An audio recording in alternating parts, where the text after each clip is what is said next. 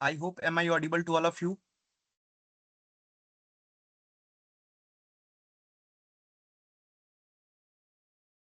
Okay, okay. So good evening, everyone. On behalf of Team Vidhigyata, once again, I warmly welcome all the participants to the fourth session of Vidhigyata Civil Drafting course. I hope you all, sorry. I hope you have been enjoying and learning from the previous session. Today, we move ahead with another important topic in civil drafting, that is money suit. Before we begin, I request everyone to keep their microphone muted. You may note down your questions, which will be addressed during the question answer session at the end. In our previous session, we discussed the fundamental of civil drafting, legal notice, and affidavit. Today, we will learn about money suits, which are among the most common civil proceeding field for the recovery of money suits. Understanding the structure, essential element, and drafting techniques of a money suit is crucial for every aspiring legal professional. To guide us on this important topic, we are privileged to have a distinguished legal practitioner with us. It is my great privilege to introduce our mentor for today's session, Advocate Vishal Mishra sir. Advocate Vishal Mishra sir is an advocate on record at Supreme Court of India and has extensive experience in the legal practice before various courts. He has been associated with several significant matters, including the Arjikar Medical College rape and murder case and the street dog matter, among other important legal proceedings. Sir, practical experience and expertise in litigation make him an ideal mentor for today's session. Sir, on behalf of Team Vidhigyata and all the participants present here, I extend a very warm welcome and heartfelt gratitude to you for sparing your valuable time and sharing your knowledge with us. Without taking much of your valuable time, sir, I respectfully invite Advocate Vishal Mishra, sir, to deliver today's session on money suits. Now over to you, sir. Thank you, Team Vidhigata, for inviting me to deliver this lecture. So this topic is actually very interesting, that the drafting of money suit. Basically, in every court, I will say you will find such type of cases, and it is very common because like business is very common in every vicinity. So I will start before starting like as the first slide say, meaning of the money suit. So please like shift to the yes. This is very important. Like it is mentioned, a money suit is a civil suit filed by a person, the plaintiff, against another defendant. Here we can say defendants also, to recover a specific as certain sum of money which is legally due and payable to him. So the terms here mentioned is the legally due and payable to him is very important. Suppose like it is very common, sometimes lawyers also file a money suit against his client when his legal fees is due. Suppose you have like playing a waiting with your friend, and you ask him, if you will do something, I will pay you. And if he is not paying, because waiting is not legal in India, so for that purpose you cannot file that money suit. That he said that you will, if you will win that case, I will give you that money. It was like waiting. So for the money suit, it is very necessary that for the sum of money which is legally due and payable. So this is the first condition. So in such cases, like uh, if I am talking about the CPC, Order 37 is very specific, that talks about the summary procedure. So in the CPC, we can file money suit in two ways. I think before going to that CPC, I will ask you to move to the next slide, because in the chart it has been mentioned. So I will go by the PPT only.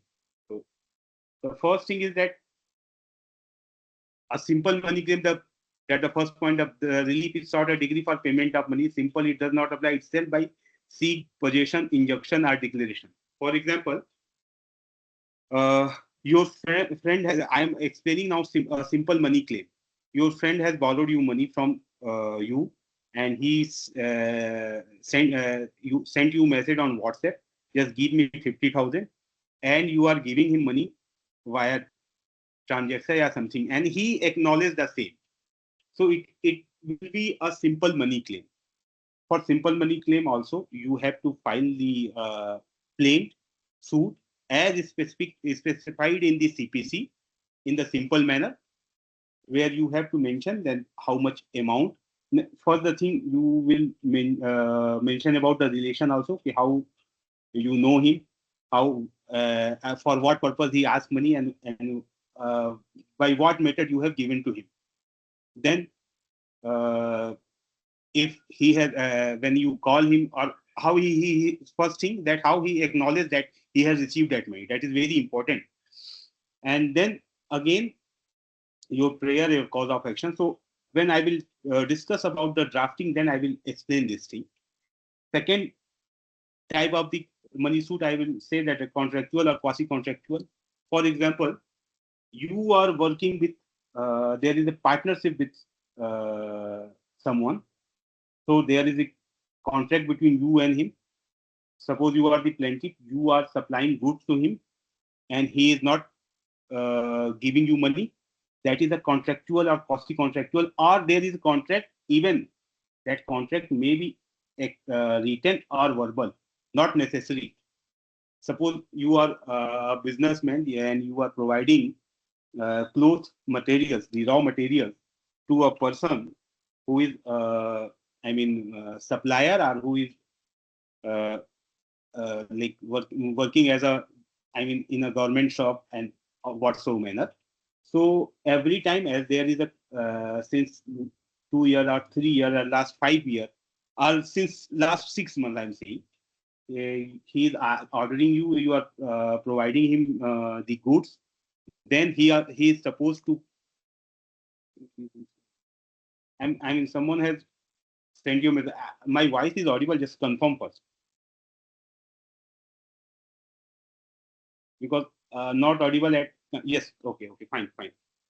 So in such cases, there is a contract or quasi contract, or it may be written or not.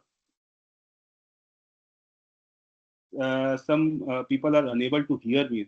One Anjali Kumari has sent a message that she is unable to hear me. No is written. Please fix it, others. So I will continue.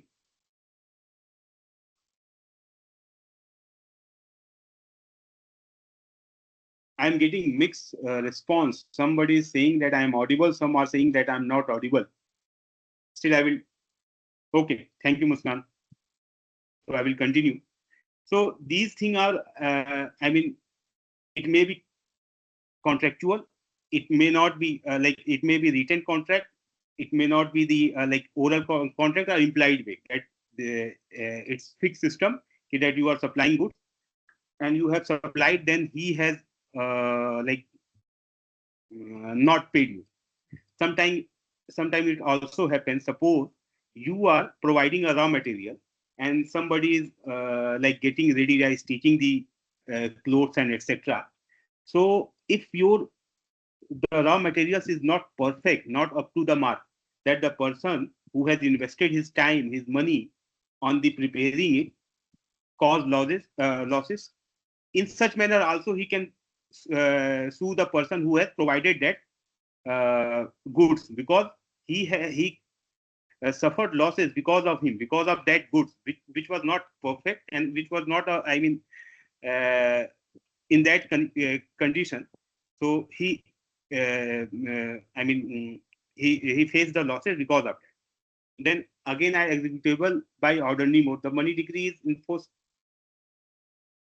One thing I will all explain here, nature in nature. I think we have missed it, or otherwise that is the, for the loan also money suit can be filed. I think it is available in the PPT in the next slide. For suppose you have taken loan from bank, apart from check bounce case, that is negotiable instrument case in the criminal case, they can file the recovery case also. And also, suppose your friend has taken loan, purchase a vehicle, and he is not paying debt. you have given him as a surety that you have signed the loan agreement as a guarantor. Then if that person is not paying, that bank has bank can sue you for the damages or for the recovery of that amount. So it is not necessary in the loan cases that check is given by you or not. If you have signed that agreement, you are part of that agreement, and you have stood like that. In case he is not paying, I will pay. Then the bank can sue you. Then this in the slide, that part is executable by ordinary vote. Yes, like if decree is passed in your favor, within the stipulated time, you can file execution petition before the concerned court, and that order will be executed. Ordinary adds something in character, so that is very important. In the CPC, generally Order 6 talks about the pleading, 7 about the suit. So for the simple suit or simple claim, we can consult with the Order 6 and 7. Order 37 is very important. It talks about the summary proceeding. Summary proceeding means where trial is not required. So suppose you have some documents like some check, that pro note, or any negotiable documents, you can file suit under Order 37. For order, it is a summary proceeding, means it will get decided by the court within 6 months, within 1 year. Otherwise, the normal ordinary civil suit takes 2 to 3 years to decide, because there are procedural. Once plaintiff will file evidence, then defendant will file evidence. In the summary suit, what happens? I will explain this again in next slide, because it is we have already mentioned about this. Then go on by the general rules of pleading, that I already explained, that Order 6 and 7 are very important for plaint and suit, may be combined with other reliefs. Yes, suppose like if you are you can not only sue for your as certain sum, you can also sue for your charge. I mean the interest rate, the litigation charges. In the some money suit, we mentioned this. This is the litigation charge rate.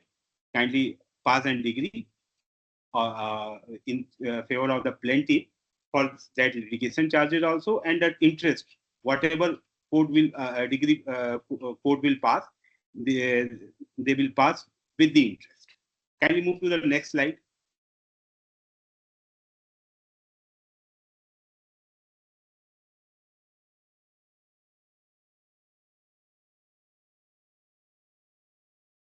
Working definition, like if we talk about the CPC, CPC does not uh, talks about the definition of. So its general thing is that and money is involved, and that is legally payable. And Order 7 and 6 talks about the pleadings. Order 7 talks about the plaints. So for the like drafting the money suit, we can rely on those things.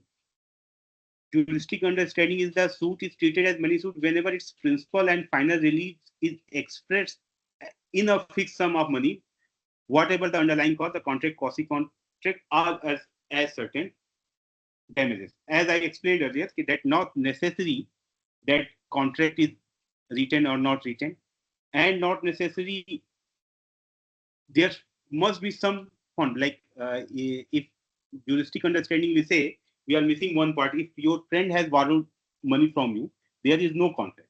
There is a friendly loan he has taken from you, and you have every right to recover it. For that purpose, also you can file the money. Now, please move to the next slide.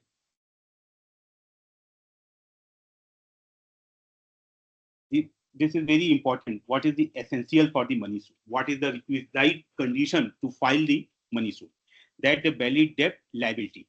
I already told you, there should be a valid debt and liability. So for that purpose, it is very important. Valid in the eyes of law also. Suppose I'm giving you an example. Suppose you have taken a supari to kill someone, and you killed them, and somebody has not paid you. So you cannot file case against because it is not legally valid. So it is very important that should be legally valid, not validate liability. So that should be lawful also. That is very necessary. Second is the as certain amount. So amount must be fixed because you cannot say he has asked me that I need 50 lakhs, 50,000 or 1 lakhs. Whatever amount you have given in, if you have given in installment, in what manner you have given, it is very necessary. How you have paid him. Like your friend has asked, and there are like you are every time you are saying that there is recording. हमने phone पे बात कर लिया recording है, and you are not able to prove how you paid. So it is very important, and it is also very important. Suppose uh, your friend has asked him कि भाई मुझे कुछ पैसे चाहिए, and you have spoken him on phone. There is no recording, and you are saying that I have paid him 20 lakh, but you are not able to prove how you paid him 20 lakh. In the online transaction, only 50,000 you are saying I have paid him cash. So the cash is also not valid. There is a certain restriction on cash payment. And even you paid him, whether you have that, I mean, like limit to pay, I mean, whether you are earning that much money or not, it is very important.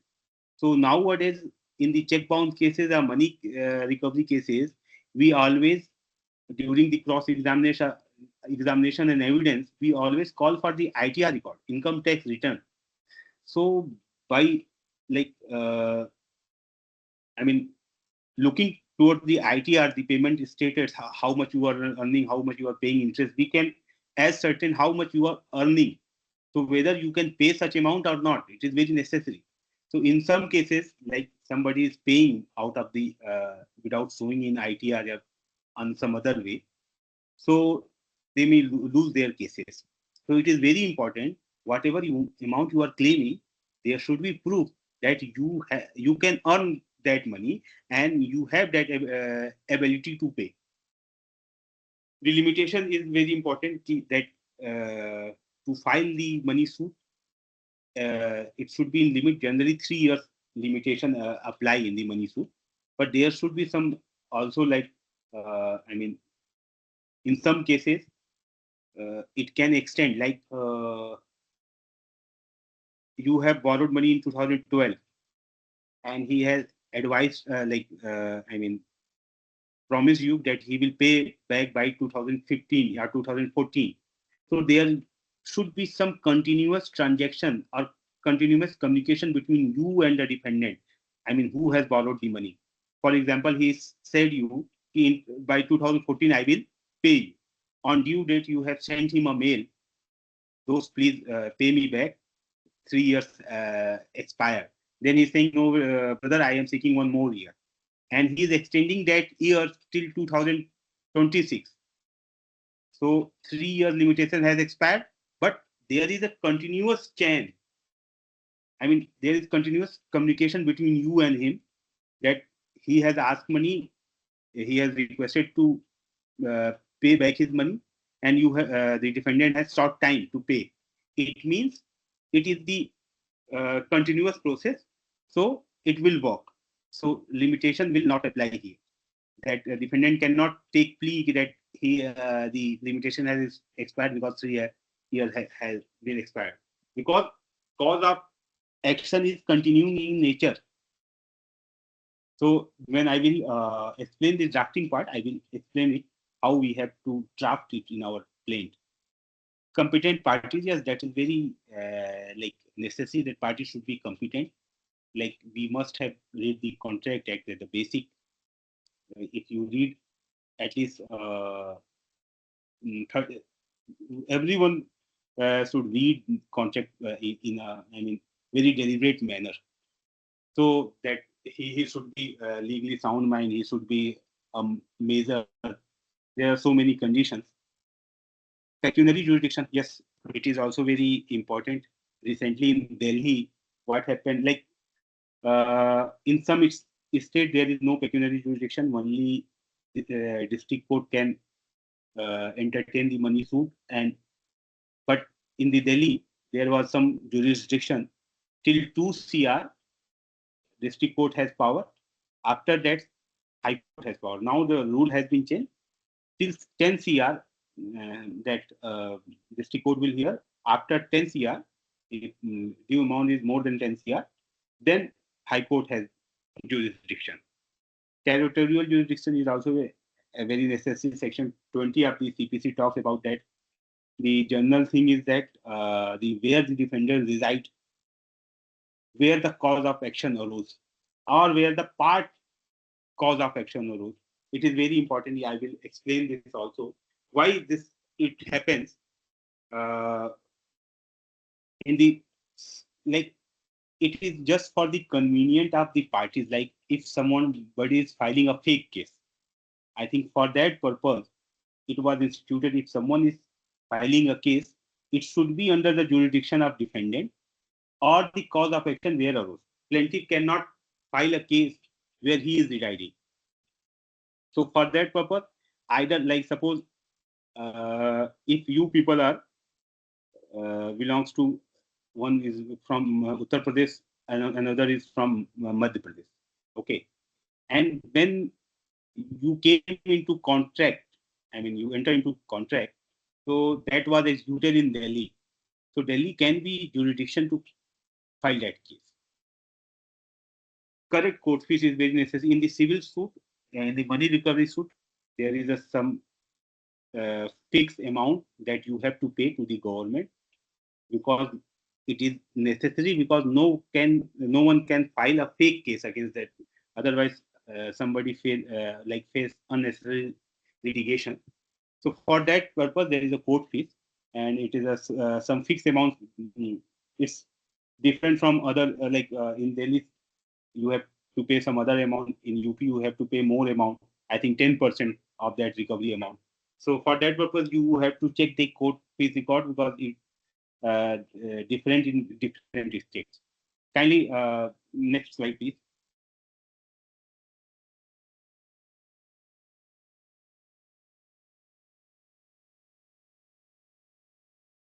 So the kinds of money suit that I already explained, that the recovery of loan advance. So the loan means that a friendly loan also work here. Like you have taken loan from your friend, then you have to pay him back. Otherwise, your friend can sue you. Even if you are borrowing loan from the bank also, you have to pay him. Otherwise, they can file a case. On negotiable instrument, for that purpose, I will say that check is very important. If you have taken loan, you have given a check, post-dated check or undated check to pay that amount, or promissory note or any bill of exchange. That is very important. When I was discussing about also that business transaction, if you have entered such thing like that amount has been paid and that amount bill has been generated, it is recorded. So for that purpose also, if we are having sufficient documents, then we can file. So for if such things are qualifies, then we can file a suit under order 37. Order 37, where trial is not necessary.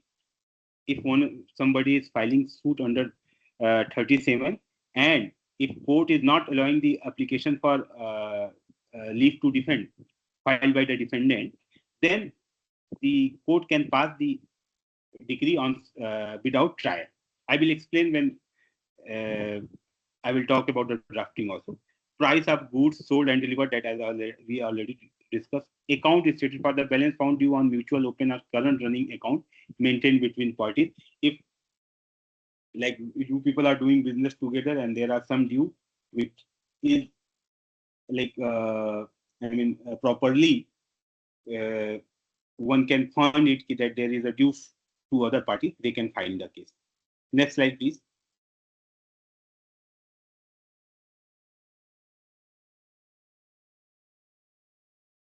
For legal provision, I will say that out of 6, talk about the, pleadings applicable to the plain and written statement. Order 7 talks about the rule. Order 7 Rule 2 CPC in a money suit requires the plaintiff to state the precise amount claimed. That Order 7, one has to read it, whether it's about the money suit or not. Or also, it is very necessary. Section 20, it's talk about the territorial jurisdiction. For that purpose, where the defendant resides, where the cause of action, a partial cause of action arises. Our Section 26 and Order 6 we require the plaintiff to be supported by affidavit and verified by plaintiff. In every plain, one has to give the verification also for the after prayer clause, plaintiff will sign. Then there will be a verification part where plaintiff will say, I state that I verified that the aforesaid para 1 to 15 or 16 or 18 are true best to my knowledge and belief. And other, if there is some legal part, is also true. I have written on the instruction of my counsel. So it is very necessary to draft or to have the verification para in the suit. Section 34 CPC empowered the court to pre-suit pendent like future interest on technical amount. That is very natural. If your amount is due, then you will get the interest also. Order 37 provide a summary procedure for speedy recovery on negotiable instrument and written contract. So that I will explain here what is the suit under Order 37. That is this. It's talk about the summary suit. If you have any promissory note, pro note, check, or bills which can prove that the defendant is legally liable to pay some part of amount, then court can allow this application without having a trial. Like you file a plaint, then defendant will get a chance to file application for leave to defend. If court is dismissing it, it means the court is allowing your plaint. If defendant is failed to prove any ground, like all contents written in the plaint will be considered as true because you have given the sufficient proof, and defendant is failed to give you not able to deny the allegation made by you. In such circumstances, the court can pass the order. That will be called as a summary proceeding. Suppose defendant is able to prove, like you have filed a case for 5 lakhs, and it is mentioned in the check. When your check got bounced, suppose thereafter when you send a legal notice, in meanwhile, the defendant has paid 2 to 3 lakhs in your account. And when he is filing his application for leave to defend, then he has annexed those documents. My lord, I have paid such amount. ये case fake है और जो इनका बचा हुआ amount है वो मैंने by cash या something like दे दिया यार. He is not liable to sue me for that amount because I have already paid the part amount. It means their trial is very necessary in that part. In such circumstances, court can allow it.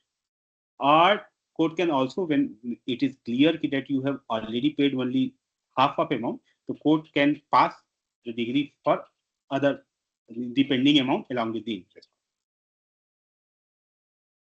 And then that is the execution proceeding that Order 21 talks about that execution. Suppose you got the degree. For degree, you have to file execution petition to execute it. Next slide, please. Legal provision, other governing statutes, that is also important, that Limitation Act. Generally 3 years within which a money should be filed. So it is very important for that 3 year. There is limitation of 3 years. And how it can extend, I already explained that if there is a continuous cause of action, it can be extended till 20 years also. But there should be some continuous cause of action. Suppose I'm giving one more example. I told you that somebody has borrowed you money in year 2012, and he was liable to pay within, like he has given, I'm like he has executed a check, or given you post-dated check of 2015. So there is 4 years gap. So if we say limitation act, it means it is expiring, but it is not expiring because the check what we which was given by the defendant in return, it is showing the particular date of 2015. So limitation is start from that date when the check is due date of the check. So if in the 2015, suppose there is a due date, when you are going to encash that check, then he is person who has borrowed money asking, requesting you, भाई अभी नहीं, मुझे कुछ समय और लगे. And like this, he is lingering on the matter. Then there is a continuous cause of action because there is a communication for that particular thing. Okay. Now I will tell. Suppose you have taken given money to your friend, and in 2012 or 2015 whatsoever, and you every day you are visiting his house, but there is no communication about that money, not a single communication on phone, like phone or mail or written. So if you are not able to prove it that there was I was visiting his house, it means you are having very cordial relationship. It doesn't mean that you are legally, he is legally bound to pay you. So in such cases, limitation will apply. There should be some communication regarding that particular amount which is legally due. Section 18 and 19 Limitation Act, a written acknowledgement or part payment before expiry give a fresh period. It's correct. Suppose you have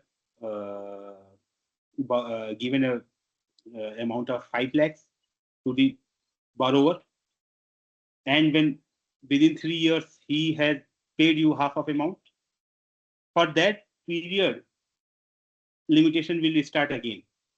So it may go on. I told you there should be continuous cause of action, because when we draft the petition, we write each and every day which is necessary and which are becoming a cause of action.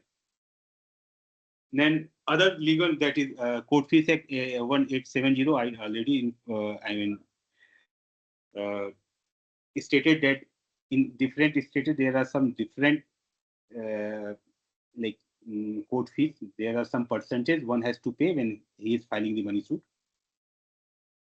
Section 6872 create quasi-contractual liability. Necessary supplied, money paid, money had not received. Just give me 1 second. I just have to see one point.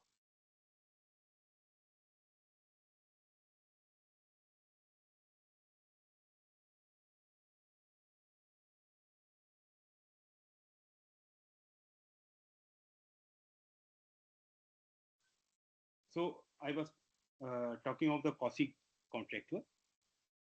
So there should be some, transaction between you. There should be some contract between you and plaintiff and defendant, and that contract must have breached. That contract may be written or oral or in the implied manner. Now we will discuss the cause of action in money suit. The cause of action is the bundle of facts the plaintiff must prove to succeed. That I already explained, that you have to give each and every date, each and every fact. In a money suit, it fixes both the limitation period and the jurisdiction of the court, and must therefore be pleaded with the precision and exact dates. That is very important. Like I was explaining, that loan was taken in year 2012. In 2014, he is giving a part payment. That particular date has to be mentioned. That on so and so date he came, he has given me that money. The cause of action further arose when it will arise again, when I will request him कि भाई मेरा पैसा दे दे. So it means cause of action is arising. Or he is sending money, भाई थोड़े दिन इंतजार कर, मैं तेरा पूरा पैसा चुका दूंगा. If that he sent that message on particular date, it will be mentioned in your claim. So the cause of action further arises when he defendant sent a message कि भाई तेरा पैसा मैं इतने दिन में दे दूंगा. Suppose he has given a particular date. In the cause of action para, you will again mention this on that date the cause of action further arises when on the particular date he failed to make the payment and sought further time. So it will be deemed as a continuing cause of action. So for the cause of action, the first date is that on which the loan, advance, sale or agreement was made. It is the first cause of action. Second, the date on which the amount becomes due and payable. It is the second. Third, the date of default when the defendant failed to pay. Fourth, the date of demand or notice if sent to the defendant. Yes, if he is unable to pay and you realize without filing a suit, you cannot recover that amount, then you will send definitely a legal notice. So that will be also mentioned in this cause of action. And in the legal notice, when a specific time has given, suppose 1 month, then if he is not able to pay, then we will have to mention the cause of action further when he has failed to respond the legal notice or failed to pay the amount. Date of dishonor in case of claim based on check, that is also cause of action. Kindly next slide, please. Pecuniary jurisdiction in money suit. It depends from state to state. It also depends. Like I can explain about the Delhi also. Earlier, till 20 lakhs, the senior civil judge has pecuniary jurisdiction to entertain the suit. Then till 2 CR, the district and ADJ rank will has jurisdiction to entertain the petition. More than 2 CR, the High Court has jurisdiction. In Bombay, there is no such clause for the money suit. For money suit, only district court has power as a original jurisdiction. In the High Court, one has to go in the appeal one. But it was not in the Delhi. Right now, what happened till 10 CR, district court has power. More than 10 CR, the High Court. Today, yesterday, they have, that has been passed. Strike was going on. It is not confirmed, but it is in process of. And I cannot say about the pecuniary jurisdiction of senior civil judge in Delhi because I haven't read the notification yet because it is not published yet. It is the part of discussion. The forum of the fixed state civil courts act, pecuniary limits of civil judge, civil legal districts are prescribed each state's own civil code and vary from state to state, as I explained. The forum of the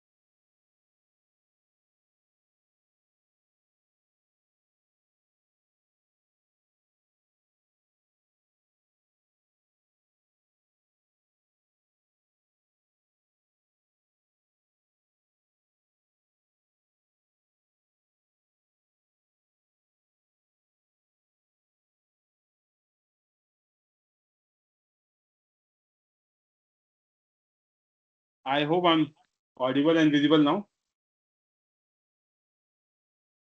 Somebody please confirm. Yes, sir. Yes, sir.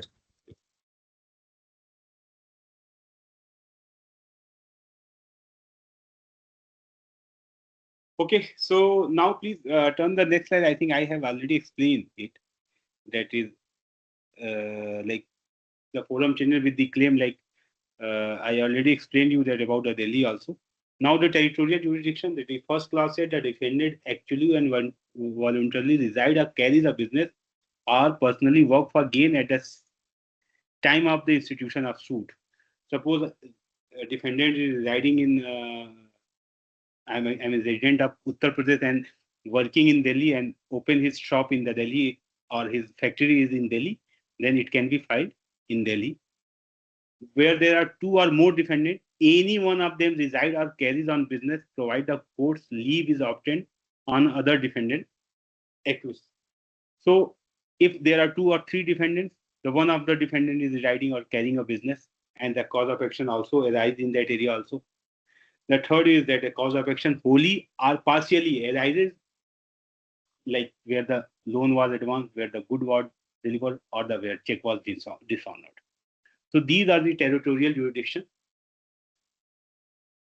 The second is limitation period for money suit. That is all I already told you. That is 3 years, around 3 years only. But there are some exception. There are some conditions like acknowledgement, part payment. It will deemed as the continuing cause of action. So it will extend that 3 years time. Suppose I will again explaining if during the or even after expiring of 3 years, somebody has paid you half of amount and you have acknowledged it.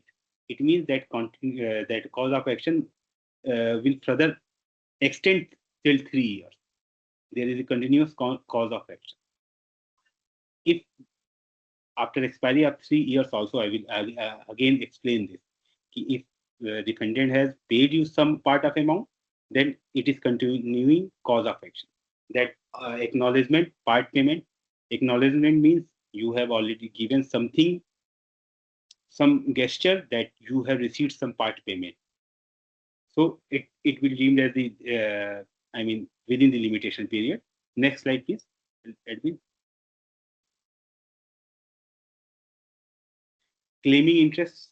Yes, there are some, like in every suit, you will get interest as per the rules whatsoever it may be, and court will decide it. It may be 18%, it may be 9%, it may be 6%. It depends. And that is pre-suit interest, pendulite interest, future interest. There are also some systematic calculation. It will take a very long time to explain this, and it will also take some time to understand it. So you have to, understand there are three kind of interest during suit. That once before the filing of the suit, during the pendency of the suit, and till he is not paying that recover amount. So the court can impose interest, and court must impose interest, not can. There is a rule, and court has to impose until unless you are also on fault or something has happened. Next, please. Court fees money should vary from state to state. It is not necessary. In UP, I think 10% you have to pay. In Delhi, as I can recall, because every time I have to calculate when I am filing, I are preparing any suit. Around till 1 lakh, you have to pay 6,000, and after that, 50 rupees on 1 lakh. I mean, like around 6,000 for 1 lakh, and thereafter 50 rupees on each 1 lakh. This is the rule generally. You have to also read it, because I am right now I'm working in the Supreme Court a lot. Long back I have drafted the money suit, but this is the general rule as I can recall. Court fees is payable, that a court fees act apply. The plaintiff cannot deliberately undervalue the suit to attract lower court or lesser fees. The court can call for correct valuation orders. That is true. It is very necessary. And in some state, even once I remember, I have filed a case in Noida, and I have taken the format of Delhi. So I have not explained how there was because in generally whatever process or format is being followed in Delhi, I have followed the same. I have filed a case in Noida, but in the Noida, you have to explain how this court fees is coming. You have to give calculation.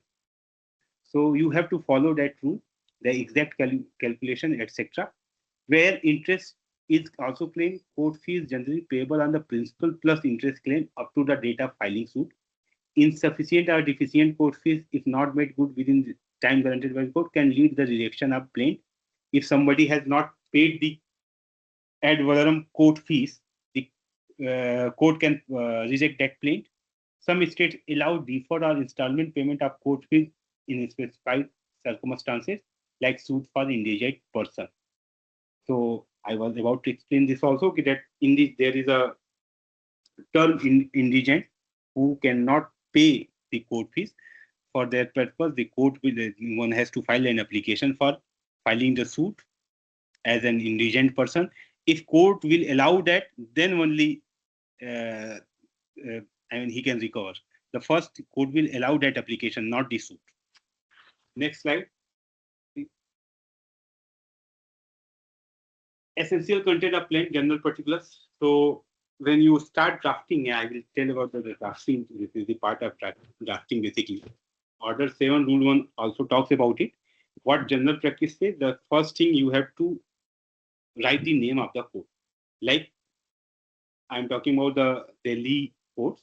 So if you have recoverable amount of less than 20 lakhs, then you will you will write in the court of senior civil judge, Falana district, whatsoever district, Tisayari court, and Patiala House court, etc.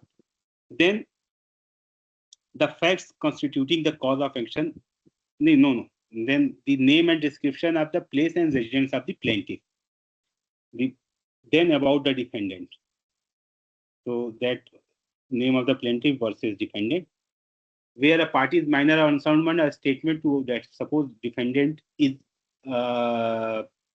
minor or plaintiff is minor, then you have to write through someone else, yeah, through local guardian, yeah, legal guardian, you have to explain. Then facts constituting the cause of action and when it arose. Facts showing the first thing, then thereafter you have to give the like about the plaintiff and defendant, how the that plaintiff and defendant are involved in a partnership, they are working like that, and this due occurred. Then that cause of action, when you met first time, then when you started business, when that recoverable amount became due. So that cause of action I already explained. Facts showing that the court has jurisdiction because the defendants reside in that area, or because the business place of the defendant is that in the jurisdiction of this honorable court, hence this honorable court has got jurisdiction to entertain this petition. The relief which the plaintiff claimed, then there is a prayer clause that kindly pass the decree in the favor of plaintiff for amount of rupees so and so, and against the defendant. So these are the part of it. If you say even we like team has tried to give some format also, but if you people anybody is required to check the read the draft of the money suit, I will share. I will give it to others, and others will share all of you. You can read it and you can understand how we can file that case. Next slide, please. Essential content of plain money suit is specific. Precise amount claim. Amount should be precise and exact. There should be no like I have given 1 lakh, 1 lakh 10,000, 1 lakh 20,000. There should be some fixed amount. A statement of account, that is very necessary. That you are able to prove, like you have given him money, then you have paid him via this mode. That this is online transaction. You have given him 50,000 cash. So for that, whether you can show On that particular day, you withdraw cash from your bank and went to his house, or he was with you, he has given you have given that cash to him. It is also like a way to prove that you have given him that amount in cash. Relief claim, that your relief, like what you are asking, that particular amount along with the interest. Value for jurisdiction and court fees, how this court has jurisdiction, and by means of territorial jurisdiction or pecuniary jurisdiction. Next, please. This is the like format. As I already told you, there is a format also, but I will give you the entire draft. I request you to keep with yourself only. I mean, whosoever join it, not to share, because there may be some personal, but I will hide it and I will share if required in a perfect format, so you people can read and understand it. Because whatever I have tried to, I mean, uh, I, because I am not in the profession of teaching, so I'm just trying. I have just shared my experience, whatever I am doing in my course. So I haven't prepared for this also, because I didn't get time also, and I know what I have to say, just my experience which I am doing in my course. So I don't know how like I mean you people understand it, but I have tried my best. I will also share this some format also for you people. That's all from my side. If you have any questions, you can ask. I will answer it. Otherwise, I will take your leave. And yes, yes, please. Somebody has some questions.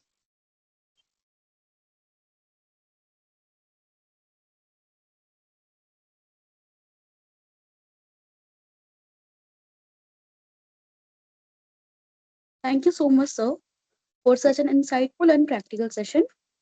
Your explanation of concept, procedure, and drafting aspects of money suit has provided a valuable learning to all participants. We sincerely appreciate your guidance, expertise, and valuable time. So, now we shall proceed to question and answer session. Participants who have any questions may raise their hand or post their questions in chat box.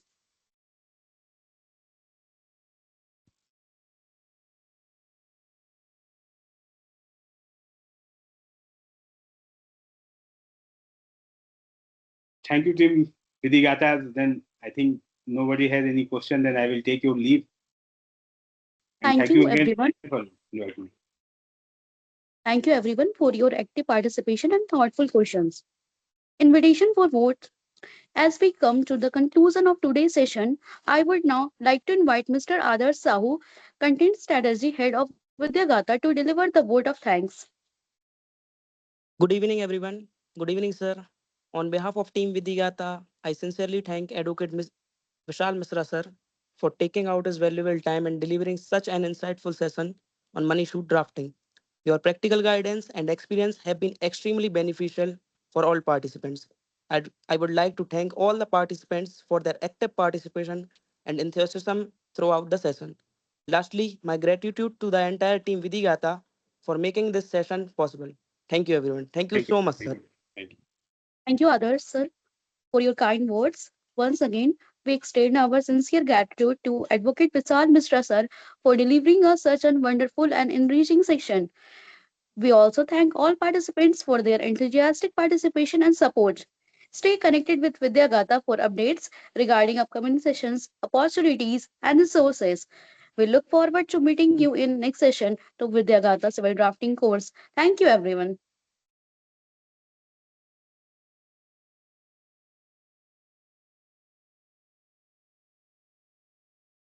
Thank you, sir, and thank you, team.